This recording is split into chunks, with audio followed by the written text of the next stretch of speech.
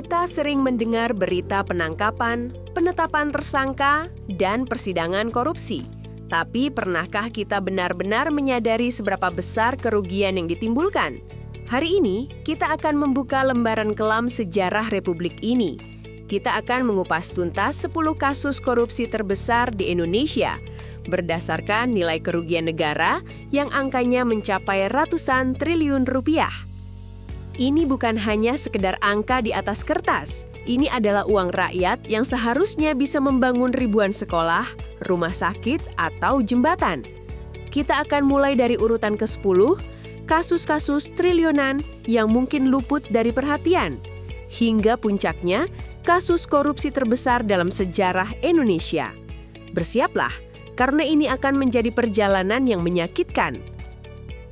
Mari kita mulai dari peringkat 10 dan 9 yang menunjukkan betapa sektor telekomunikasi dan penerbangan pun tak luput dari kejahatan. Di posisi ke-10 ada korupsi proyek BTS 4G Bakti Kominfo dengan kerugian sekitar 8,32 triliun rupiah. Proyek ini bertujuan menghubungkan desa-desa terpencil, tapi justru menjadi bancakan. Ribuan site DTS yang dijanjikan tidak selesai, padahal uang sudah cair. Naik sedikit ke peringkat 9, kita punya korupsi pengadaan pesawat di PT Garuda Indonesia dengan kerugian 8,8 triliun rupiah. Modusnya adalah pengadaan pesawat yang tidak sesuai dengan kebutuhan bisnis perusahaan, seperti markup harga dan suap. Maskapai kebanggaan kita ikut terpuruk karena ulah segelintir oknum. Kasus ini sempat membuat harga minyak goreng melambung. Peringkat 8, korupsi izin ekspor CPO dengan kerugian negara mencapai 12 triliun rupiah. Korupsi ini terjadi saat kebijakan larangan ekspor CPO diberlakukan. Beberapa pengusaha dan pejabat Kementerian Perdagangan berkolusi, memberikan izin ekspor secara ilegal demi keuntungan pribadi di saat rakyat kesulitan mendapatkan minyak goreng. Selanjutnya, kasus yang mengguncangkan dunia asuransi BUMN. Di posisi ke-7, ada korupsi PT Asuransi Jiwasraya yang merugikan negara 16,8 triliun rupiah. Ini adalah tragedi gagal bayar polis nasabah. Dana nasabah dikelola secara ugal-ugalan dan diinvestasikan pada saham-saham gorengan melalui kesepakatan gelap. Dan selanjutnya, ada yang jauh lebih menyakitkan, yaitu dana pensiun prajurit. Peringkat 6, korupsi dana pensiun PT Asabri dengan kerugian negara mencapai 22,78 triliun rupiah. Bayangkan, uang yang seharusnya menjamin masa tua para pahlawan bangsa dikorupsi. Modusnya mirip Jiwasraya, yaitu penyimpangan investasi yang didalangi oleh pihak yang sama. 5 kasus ini saja sudah menghabiskan lebih dari 60 triliun rupiah. Dan kita belum sampai pada 5 besar, di mana angkanya melompat drastis. Sekarang kita masuk ke jajaran mega skandal. Di posisi ke-5, kita punya korupsi pengolahan kondensat ilegal PT TPBI, merugikan negara 35 triliun rupiah hingga 37,8 triliun rupiah. Kasus ini terjadi di sektor migas, di mana kondensat bagian negara dijual secara melawan hukum. Salah satu terdakwa bahkan sempat menjadi buronan internasional.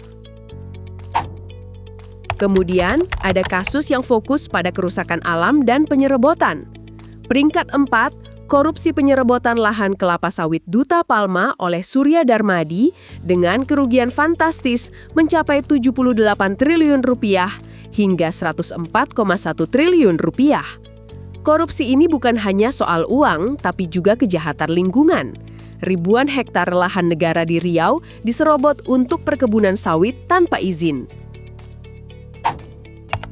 Selanjutnya ada masalah lama yang menjadi legenda kelam.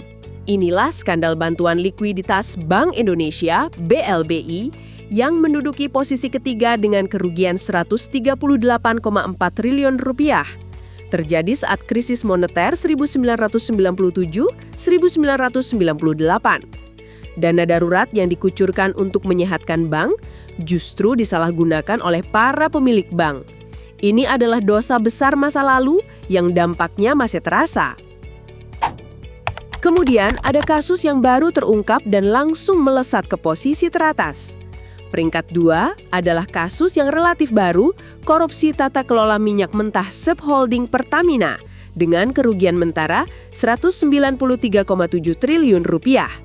Modusnya adalah praktek curang dalam impor minyak mentah dan produk kilang, termasuk markup biaya pengiriman yang membuat negara harus menanggung kerugian luar biasa.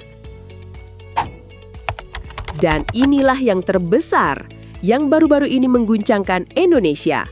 Di puncak klasemen, posisi pertama dipegang oleh korupsi tata niaga komoditas timah PT Timah Tbk.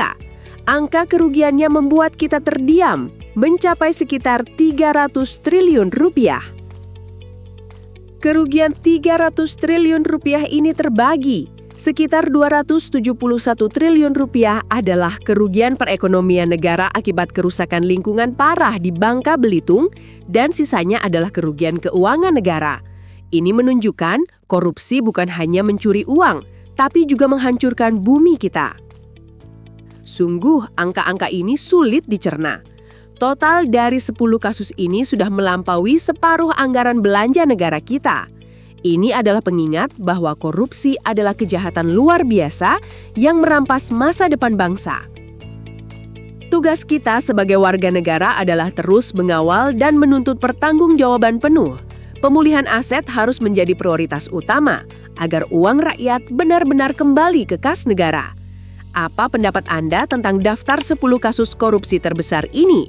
Kasus mana yang menurut Anda paling menyakitkan dan mengapa?